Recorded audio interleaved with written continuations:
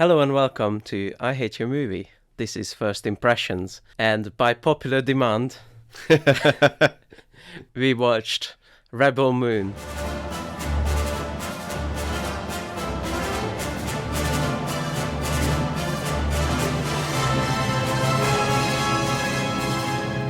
We didn't do a thing like where we said, okay, nothing could be Star Wars-ish. Because I was like, we take that off, then we got nothing. Rick, what did you think of Rogue One, a Rebel Moon story? I didn't enjoy it. Would you say you hated it? I think hate's a strong word. I think there are worse films out there that I hate. Suspiria. This did not hit that level. I think it was one of the worst pieces of shit I've ever seen in my life. I'm quite excited to get into it. I know, you've been really excited since we watched it.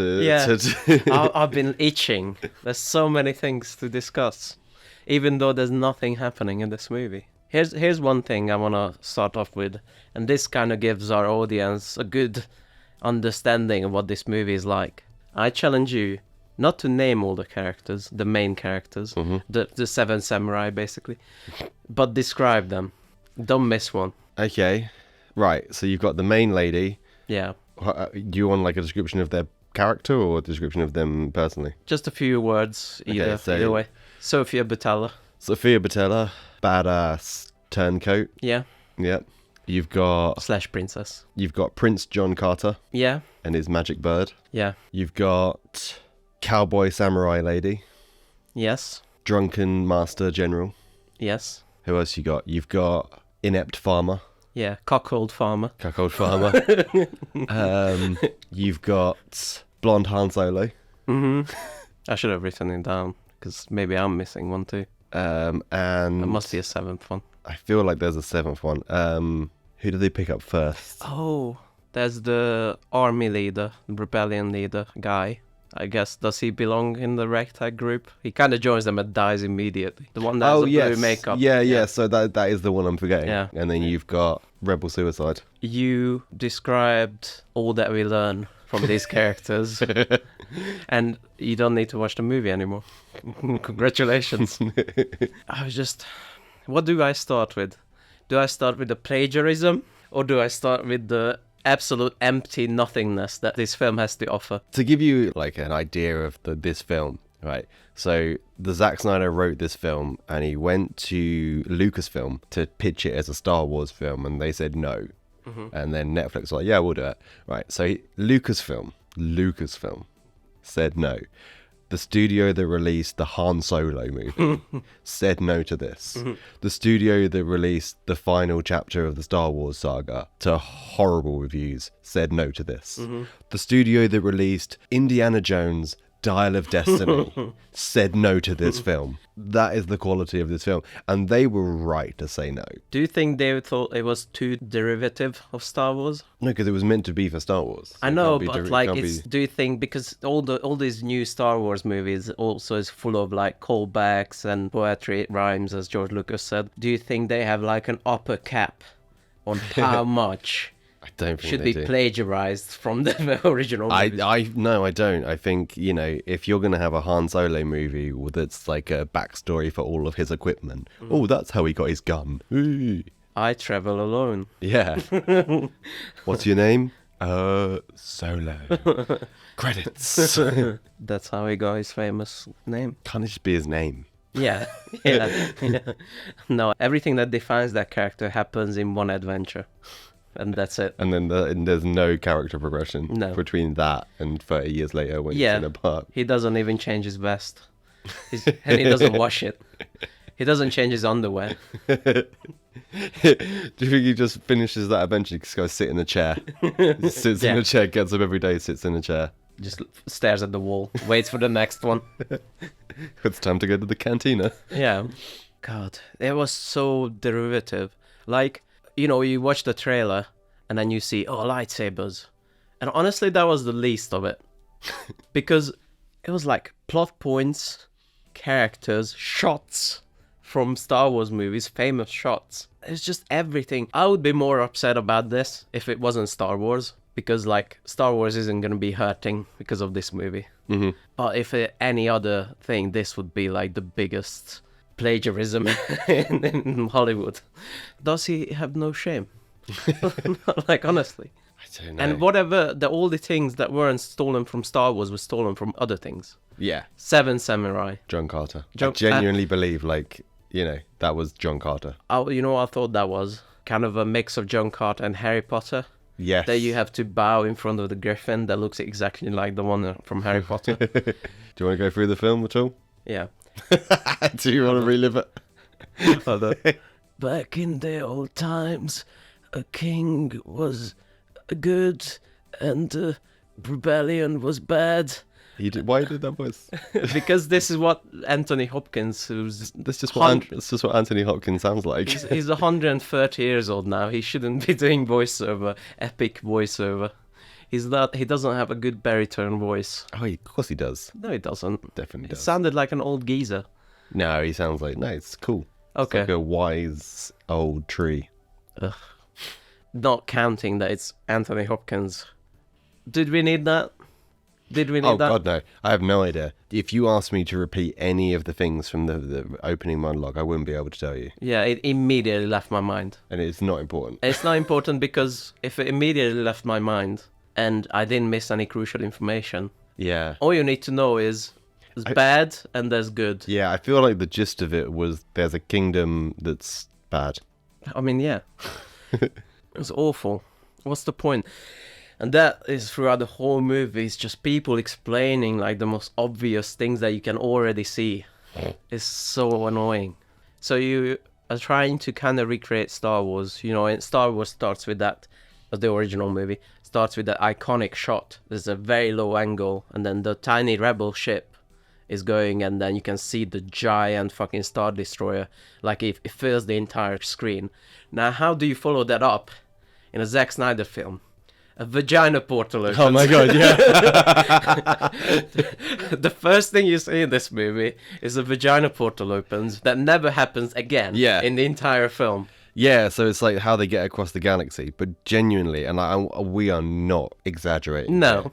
Here. We have a lot of things where we make fun of stuff, and it's like, oh, yeah, it could be like that. This is a vagina portal. It's genuinely 100% the shape, and it's got folds and everything. It's got pubes. I can totally imagining Zack Snyder thinking that was cool. Like that on purpose, he was doing that. This is the birth of a new universe, so it has to be... You know, Man of Steel, he had like shots of Henry Cavill double profiled against like a picture of Jesus. Okay. He's not the most subtle artist in this world. We're going to Tatooine, I mean, Kronos or whatever. It doesn't matter. Question, I've got so many like sci-fi questions, right? Okay, yep. This is one of them. You're on a planet and it kind of is desertish, arid kind of thing. Yeah. But there's a day and night cycle. And it's gravitationally locked with another planet that has rings. Because you can always see the other planet with rings in the back. Right. So how is there a day and night? That shouldn't make any sense, right? I think it's just bad. It's just bad. Yeah, yeah. You're just gonna use that as a terrible background. Yeah. Terrible CGI. So Naughty Sci-Fi Channel original. from the very first scene, they look like a group of people in a small room that have spread some dirt on the floor in front of a green screen. But it looked like that. Yeah. Like every film is like that now. Yeah. It's fair enough, but it looked like that. In 2023, it's hard to make a movie that looks this shit. Like, I Yeah. don't know how they did it. So in 2005, Yeah. I went to college that had a green screen, and we made a few things, and it looked better than this. I'm not joking. Genuinely, it looked like a Sci-Fi Channel original. Yeah. Early noughties, 2000s. Tell you what it looks like. It looks like, you know when you watch an old film in HD, and when it was on like VHS or DVD, it kind of blurred so you didn't really see it. But you watch it in HD and it's like, oh God, that looks terrible. Yeah. There was some CGI that looked okay. But it never looked good. No. It was just, I guess that's acceptable, maybe. Yeah. But most of it looked like just awful, terrible. How do you feel about terrible slow-mo shots that add nothing to the movie? I love him. My this is a first big laugh out loud moment from the film. So Sophia Botella, she's mowing the grass or whatever, and she looks up. No, she's putting seeds out, and she looks up, and there's like a giant ship, the bad guy ship, and she throws the seed in slow mo. Yeah, and she drops them. She's like, "Oh no!" Drops Yeah. a seed and then starts running away. Yeah, and then Seeds on the floor. and then they look up again, and the ship again is coming in slow mo. It's like, how long is that ship's gonna take? 3 weeks to get there? Because that makes everything epic if it's in slow mo. Mm-hmm. But like, if you take out all the slow mo, like, do you think this movie is 20 minutes long? It's just laziness. Yeah, You make it slow-mo to make it look more cool, when if you just had everything in real time and actually choreographed and done well, it would just be so much better. or just have characters that you care about. Yeah. I think that's what gives the feeling that he wants to get. Is you care about the characters, so like, oh, there's a genuine threat. Oh shit, feel epic. Oh, we should talk about this, that there's another version of this movie that's like 5 hours long or something. Is that? It doesn't exist yet, though. Doesn't exist yet? Rumor is it's coming. The director's cut for this will come out at the same time as the number 2. Yeah. Like, what's in that? Like, Character development. Proper introductions to all the characters with names and backstories. I don't believe it. You know why I don't believe it? Why? Because this film feels like all the scenes cut from a director's cut. Yeah. Sewn together Yeah. into a movie. So if you have all those scenes that are meaningful and character development, why don't you fucking put those in the movie instead of the nothing that's meant to be cut? It feels like all the scenes that were meant to be cut thrown together into a movie. Challenge for you. Yeah, oh no. Explain to me the technology level of these farmers. Like, where are they at in terms of technology? They're pretty much just farmers. Did they have any technology? Well, I mentioned it later in the film, but I noticed it at the very early intro. Just did not make sense to me at all.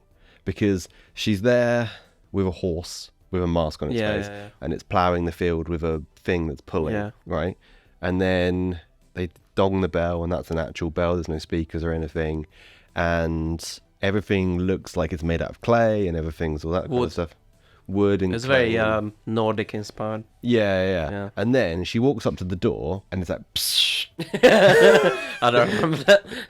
It opens. It's like a sliding door that opens for her. Put that technology into the plowing the field. Like the motor on that door can plow your fucking field. You fucking idiot. Also, Rick is collecting his brain energy. what's powering that door? And if they have power, Yeah. why are they not using it for other stuff? Well, you didn't see the camera pans around and there's a horse pulling the door as well. And the filmmaking as well, right? So we talked about the unnecessary slow-mo. But on top of that, it's unnecessary close-ups of unimportant things paired with slow-mo, like the seed throwing, like someone throws an object that's not meaningful. It's just meant to be like oh, she's in shock or something. What are you trying to say, Zack Snyder? Fucking, you haven't learned film language after making 1 billion movies? It doesn't need to. He just keeps getting paid for making this stuff. But it feels like he's getting worse. I don't know. Somehow. Is it like maybe he surrounded himself in a bubble and there's like with yes people? That's the only thing that makes sense. The thing is, if people keep giving you hundreds of thousands of dollars to do stuff, Yeah. you're going to keep doing it. Yeah. It's with the slow-mo and the unnecessary close-ups. They're manufacturing grandiosity instead of letting it happen naturally. And as a filmmaker, you are, and a writer or whatever, you are manufacturing like feelings and stuff. But it's usually built on something like characters, shots, filmmaking.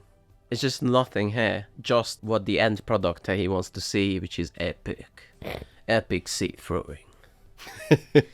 Cool. So let's talk about our favourite scene in the film.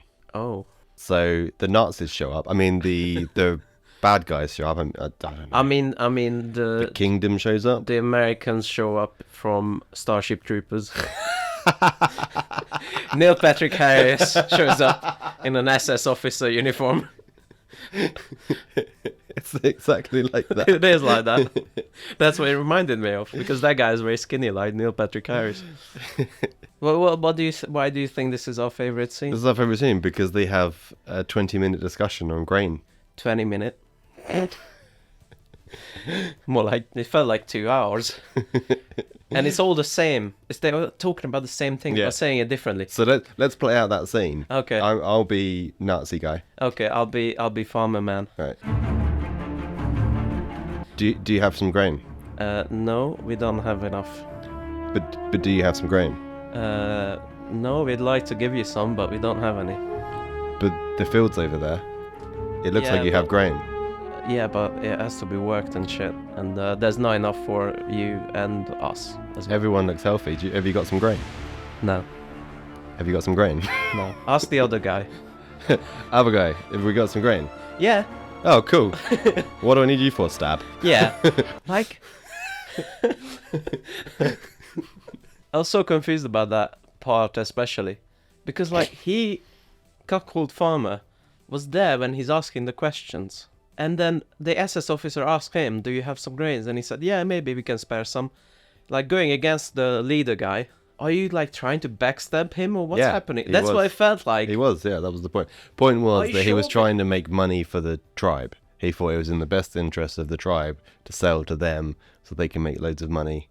It just felt, because the rest of the character didn't support that. He was just a scared guy who's doing nothing. Yeah, I think he wasn't trying to, like, backstab him, he was trying to help the tribe out by doing things differently. I was executed awfully as anything in this film. Yeah. It wasn't like a tense scene. I think that's why my brain was confused. It should feel more tense. Yeah. That he's like going against him. It feels like he misspoke or something by the filmmaking. Yeah. It's just awful. But do you have any grain? Which guy am I?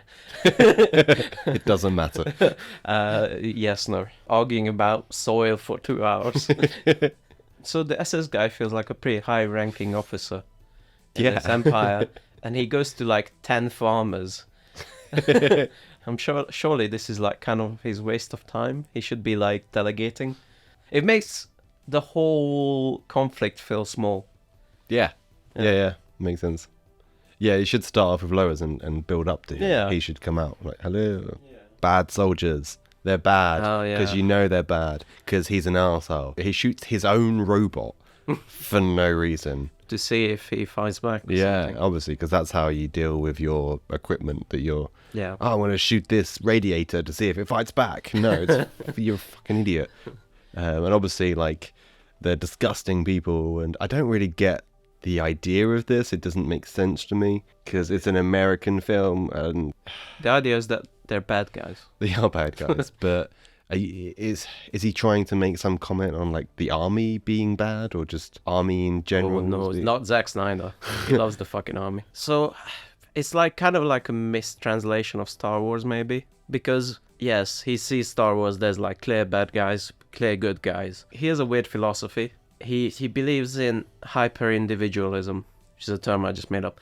There's a philosopher... I was like, ooh, what's that? But it kind of describes it well. There's a philosopher called Ayn Rand, and a lot of right-wingers are flocking to it. And Ayn Rand believed that what's best for society is to be selfish. Like, Right. I'm not even exaggerating. That's why in Superman, that's why he's in Man of Steel movies, everyone keeps telling him, you don't owe the world anything. You know, that's why that's in there. He wants to make this Star Wars world of bad and good, but doesn't really see the motivation behind people, what's making that happen. That's why they feel like so cliche and soulless. People who believe in this philosophy usually believe as well that morality is objective. So there's something that could be objectively bad or objectively good, which is stupid. Because if you're starving and you steal something, obviously that's not bad. You shouldn't be starving. Easiest example in the world. If someone attacks you and you attack them back, that's self-defense. So I think he just sees this world in this black and white thing, and he doesn't really think of them as characters. Like, okay, what do they feel? What do they... They're just more like concepts to him, you know. That's what triggers Sophia Botella. into kicking some ass. Yeah. Slowly. Very, very slowly. And boringly. And confusingly. Yeah. Which is like, even though it's slow-mo and you see everything that happens, you're confused of where everything is. And I don't know, that's hard to achieve. It's like a new achievement in filmmaking. What did you think about the acting? Because I didn't even believe that was Sofia Boutella. What acting? What? Because she was awful. And I've seen her being good before. Like in my favorite film, The Mummy. Like in my favorite film, the Charlie Theron is a spy. She was good in that. Yeah. It seems like she's good in these indie films. Where people have a vision and not just like, okay, act. Climax. Yeah. I've never seen it, but I've heard she's amazing in that. Yeah. Well, yeah. But then she does like The Mummy. It was terrible. And she does this and it's awful. Yeah. She should stay around like the Mia Goth level of films. Yeah. Just in the background or in the foreground, but have like a really independent, well-made films. I want to like take snapshots of the film and ask you what she's feeling. I wanted to ask you sometimes when she was like slow-mo and she's like complete dead-faced and like the music swells up. I was like, what is she feeling? Like, what's happening? And what's the accent? Oh, if we're talking about accents, it's pretty much next. Let's talk about Charlie Hunnam's accent. Han Carisian. To the max. Charlie Han Solo. Charlie Han Solo. Why do you think that was bad Scottish? Because I don't know much about Scottish accents. Okay, first of all, it's meant to be Northern Irish, I've read. Oh, wow. Okay, so it is bad Scottish. I thought it was Scottish. I wrote down here as well, why is Charlie Scottish? It doesn't sound like anything like Irish. I don't know. Not that I mean, the biggest thing that I read that people really don't like is his accent. Okay. Because generally speaking, because he is English, I don't know. but he has this weird like half American, half British accent. Mm-hmm. So even when he talks normally, he sounds like an American person doing a Cockney accent. Okay. The accent itself didn't bug me. It bugged the fuck out of me because it kept changing. Yeah. At one point it was Irish to me. The next point it was Scottish to me. The next point it was like, I don't fuck knows what, English. And it kept changing. What ruined things for me is his cadence, more like. So when you give the guy who has this kind of cadence all the dramatic dialogue, it sounds stupid. And like when you're betraying someone, it doesn't sound quite as menacing. When you're saying it like, I betrayed you. You know? You like my impression? That was a very good impression of Charlie Hunnam in this film. Yeah. It was a terrible accent that probably insulted a whole range of people otherwise. But that's what this does, so it fits well. It was like an artistic painting. Everyone sees in it what they want. But it was the accent version of that. Everyone will hear their accent. Yeah, the Swedish guy in Rebel Moon. Yeah. Do you know what would have made the cantina scene in Star Wars much better? If they had a half an hour terrible action scene. Drawn out action scene with characters we'll never see again and it never comes up again. With full of slow-mo. Actually, you're wrong. Okay. Because one of the characters in the bar does appear again. Which one? There's like a sly looking blue guy. Oh yeah, yes. And then he's later in the You film. see the orc? Yes. There's the orc straight from the movie Brightburn or whatever it's called. Yeah, right. Yeah, it looked like exactly like that. Which is, I don't know. Can we jump to the art direction of this movie? Or you have more things There's to say? art direction in this movie? Well, the art misdirection. The art confusion. What? Just like... just nothing... there was no, like, cohesion in this world. You talked about the technology that didn't make any sense. Huh? I don't know what you're talking about. I was like, what do you mean? The biggest thing is the bad guy. He starts out with an SS officer outfit. Then the rest of the movie looks like an office worker on his break, going to the Well, he starts as an buffet. FS officer, then he takes his jacket in half, and that's what he's wearing. But he's like a t-shirt and a tie, like a regular tie. It's a shirt. It didn't make a space What do you mean a tie. regular tie with space tie? What do you want? Freaking LEDs all Yeah. over it. A laser tie. Just looks like it's like a hologram tie. Yeah. No, like anything, but like you want to create this iconic character. It's just gonna wear a suit. He's just gonna wear like a shirt. He just show up in the set. They went, okay, we can't find the SS officer uniform anymore. Someone lifted it. Can you just act in your own clothes? Big Lebowski style. Set design. God damn it. When they meet the assassin lady, the graffitis were hilarious. One that looked like the band Korn, but with an N missing. It just had core, and it was in the exact same font. There was like an upside down frowny face. That wasn't stylized in any way. It was just lines. It's just literally some intern going, oh shit, oh fuck, I need to do something quickly. All the bad haircuts in the bad haircut army. His weird little bowl cut. His weird little bowl cuts. But sometimes not. Like, if you're gonna do that, then just keep it. But some of them had like a half bowl cut. Like, there's no consistency. It didn't feel like a fully realized lived-in world. It felt like a bunch of ideas that he stole from different places. If you want to watch this film, where she gets all the people together, just watch the Rick and Morty episode where they do a heist. Yeah. Yeah. It's quicker and it's better. That's a funny episode. You son of a bitch, I'm in. For no reason. Yes. You son of a bitch, I'm in. Some of them don't even say that. Assassin lady. They're just next to her while she's slaying this spider woman. Yep. And then she says nothing about the plan, or she has nothing. Son of a bitch, I'm in. She doesn't even say that. She's just in, because I guess we assume that it must be happening this way. Yeah. It's just nonsense. I want to shout out our patron. Okay. I had a conversation with, and soon we have an episode with her out to Twin Peaks. Cool. We don't, but whatever. I do. Rick doesn't want to see Twin Peaks. He doesn't want to be enlightened. I watched 2.5 episodes and I gave up. So I talked to Yamini about this film. Okay. Our patron. She said that it's very derivative of Seven Samurai. That this like, oh, get this guy and then get that guy. But I think that's giving Zack Snyder a bit too much credit. I think he just watched Rogue One, which is already derivative of Seven Samurai. And yeah, so I think there's multiple layers here. I warned her not to watch this film, by the way. And then somehow it piqued her interest, so she still watched it. She fucking hated it. This is where the film becomes a bit formulaic.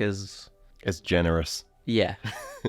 Okay, so let's go back a little bit because right, I have one question because we've missed the flashback, I think, where Sophia Botella was in the army, in the bad army. Yeah. Because she got kidnapped as a girl. Yeah. There's a bit where the big bad gives her a gun and makes her hold him to his head. She's a little girl.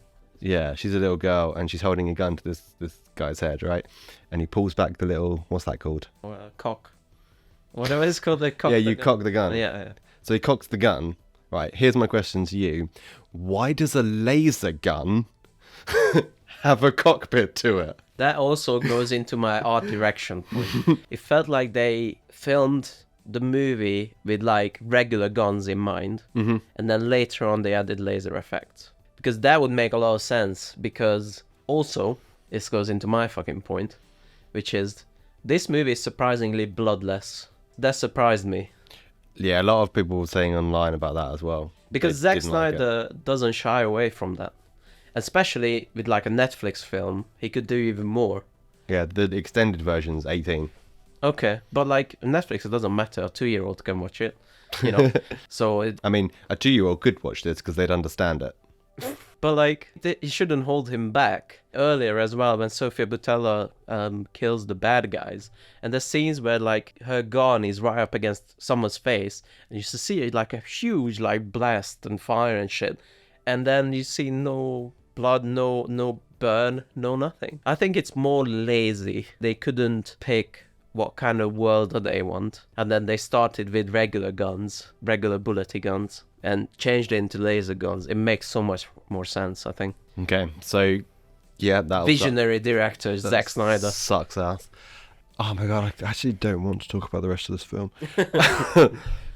Right, so bad guys are coming. They have 12 days or something, whatever.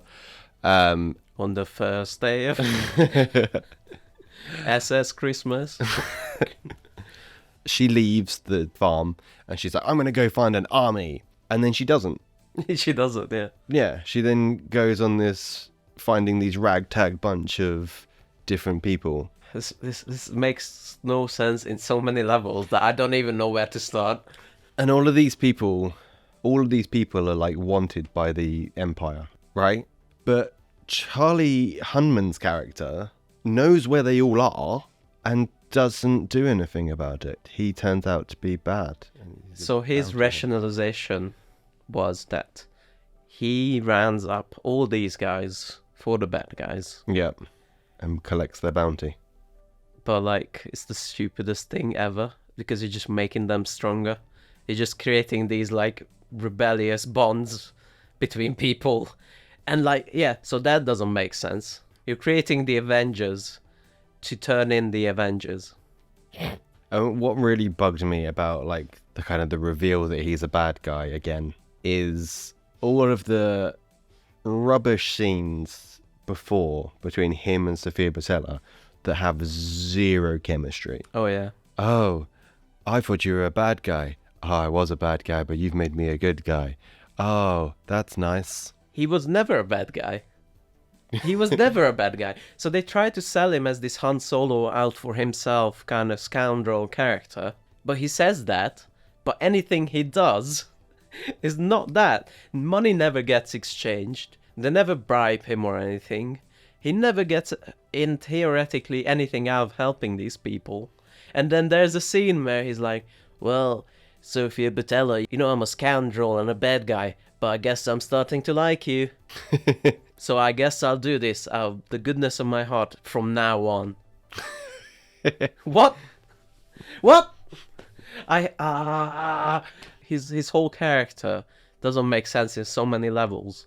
He's just Zack Snyder wanted a Han Solo. Do you want to go through picking up all the people? It's so meaningless. Like that Titus, he's like, build him up. Let's go see Titus, this guy who's like this huge army general. He was the greatest. And they go and he's drunk and on the floor. That's not my issue. But my issue is they convince him, stupidly. How they convince him is they ask him, what about revenge? And he looks up heroically. You son of a bitch! I'm in! Which we made fun of that line throughout the whole movie. When people are changing their minds and go, what about revenge? Have you thought about not doing that? Oh, heroic stare. Yeah. So like, fine, whatever, this is stupid. But then they build him up, this huge general, this huge fighter. He shoots like 3 bullets in the whole fucking movie and says 2 more not even sentences, half sentences to someone that it hasn't even met officially. Joe Carter. There's that bit when they're facing off against someone and they turn to each other and like, oh, I'm Jim, by the way. Does that actually happen? No, or was that something we just made up? We made that up. Because those 2 characters never said anything to each other before. So they're on this battlefield, these 2 characters who are just collected and then never said anything else before. And they say something to each other, like good shot or whatever, something stupid. and then we joke like, oh, who are you? Oh, I'm Mark, by the way. No, my question about the General Titus, stupid name. So he's supposed to be this drunk, disgraced general who gave up at some battle and that kind of. They find him like in a ditch somewhere, and he's, and yet he's fucking ripped. What is he doing? Like 12 hours of like gym during the day, then getting drunk, sleeping on the pavement, waking up back in the gym. Yeah. His muscles never recede, but his beard does. Because that's a better character. You find someone who's like a slob, big guy, and then he becomes this Yeah. like amazing general. You see the transformation in him. Can you imagine in this movie they just find some fat guy who's drunk on the floor and they recruit him and he becomes John Cena at the end. John Carter on the desert planet, he rides a magical bird Yeah. and stays topless for the rest of the film. I mean, if we want to give any credit to this movie, pretty diverse. Yeah. Too bad it's just like they're not even people. Wasted. Yeah, they're like pawns in Zack Snyder's chess game against the audience. We can do this. Wait, who else they recruit? Oh, do we care? you said we should. I asked if we should, in the hope that okay. you would say no. It Okay. doesn't matter. No, that's it, right? There's the army leader Oh, who changes his mind because of some implied history with another character, but it never gets explained. You son of a bitch! I'm in! Oh, the idea of that is he realizes that his rebellion, if it can't help like one simple farmland, then what's the point? Because that's what it's there for. Yeah, and then he immediately dies. Yeah. Well, can I have like miscellaneous notes that don't fit anywhere segment? Yeah. So they have this spaceship that has rockets, and it burns in space. hmm That And there's G-forces. as the G-forces in space.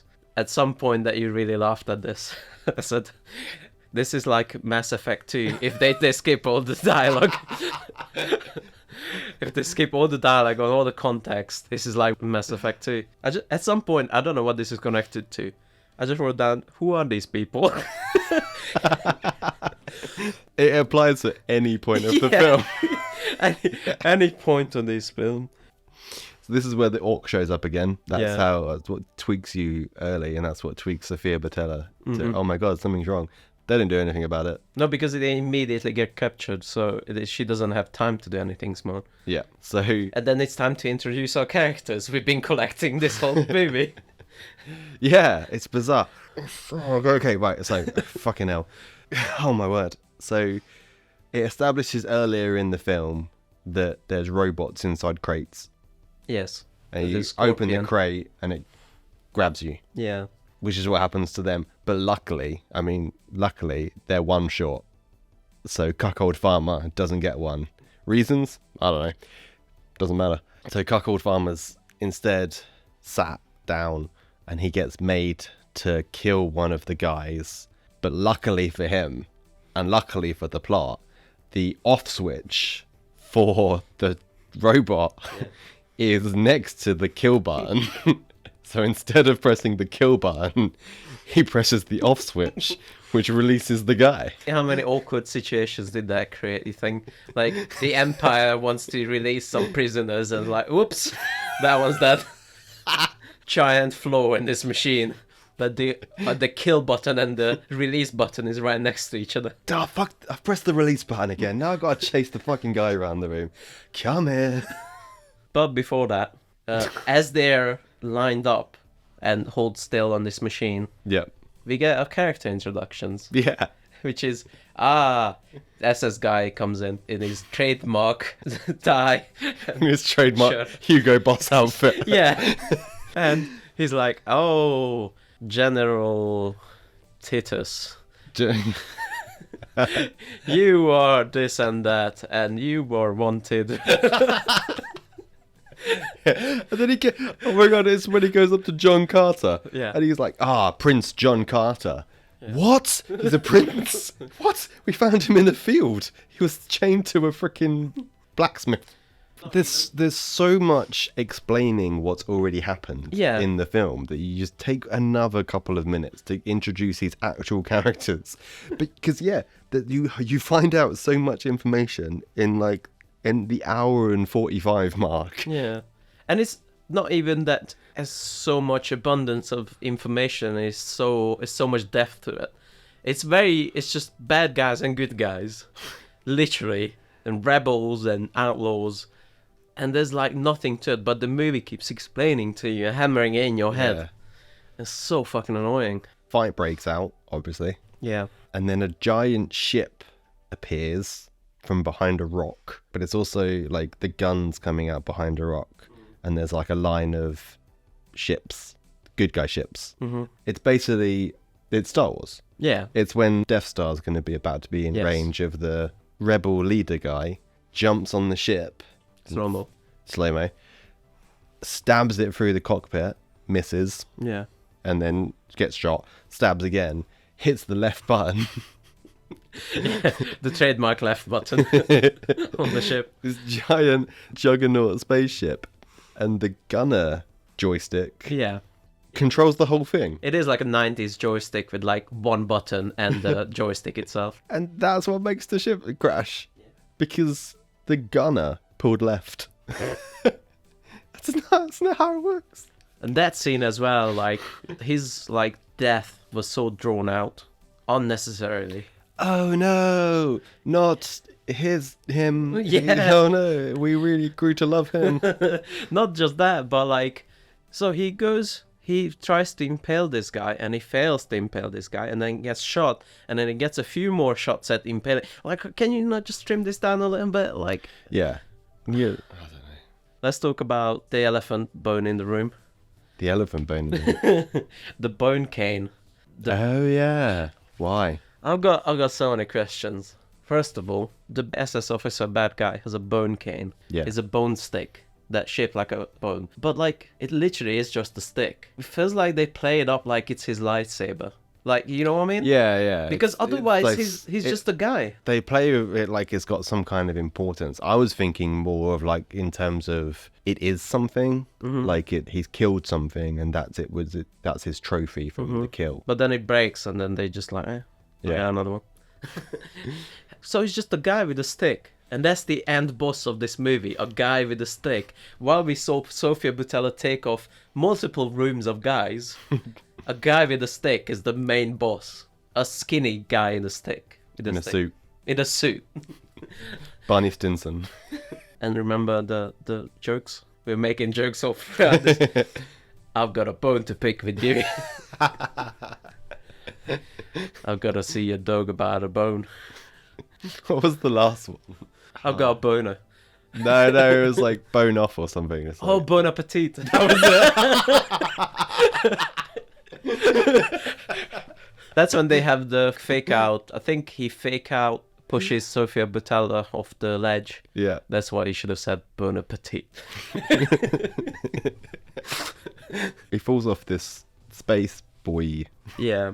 And then they just start playing Revenge of the Sith. But except lava, there's water. When they recover him, it's the same shit. It's the same shit. And it's the whole thing is the same shit. And he says he's the big Darth Vader in this movie. A guy in a shirt and a suit. You son of a bitch! I'm in! Cool. So yeah, Is it? Rebel Moon out on Netflix now. Yeah. Go watch it for a festive treat. Here's my one sentence review for this movie. I just came up with them. If you throw Star Wars New Hope, Revenge of the Sith, Rogue One into a blender and then you give that to ChatGPT, this is the movie. Like, it felt like we were talking about it while the movie was playing out. This felt like a AI generated script, which is they meet this character. He's badass. You know, there's no substance to it at all. I don't want to talk about this film anymore. I'm done. We had a good time. We were making fun of it. We did. We missed like half of it while we were making fun of it. But there was We missed nothing. we missed nothing because it was all nonsense and either nonsense or meaningless. Or slow motion. Yeah, I mean, I was thinking about this. I think if this wouldn't be a Zack Snyder film, then they would bury part 2 so quickly you forget about it, you know. But because it's Zack Snyder, of course it's gonna come out because he has his fans. Cool. I'm going to recommend it to people. Meh. To your worst enemies. What would you give it? Out of 10, Yeah, 2. I think I'm the same too. Yeah, I guess it was moving pictures. Well, Brick has gone into stasis. Yeah, I've comatose myself. Thank you for voting for this movie. Fuck you. We had I wanted to watch Aquaman. And even though that may not have been a better film, no, it would have been a better film. it would have been, but it would have been a less interesting film to talk about. It's a bit more interesting film to watch. We got a job to do. Sort out this shit, alright? Thank you for listening. Oh yeah, thanks. We have a Patreon. Patreon.com/IHateYourMovie. For £1 or $1 a month, you get a bonus episode every month. Bye. Bye. We didn't do a thing like where we said, okay, nothing could be Star Wars-ish. Because I was like, we take that off, then we got nothing. You son of a bitch! I'm in!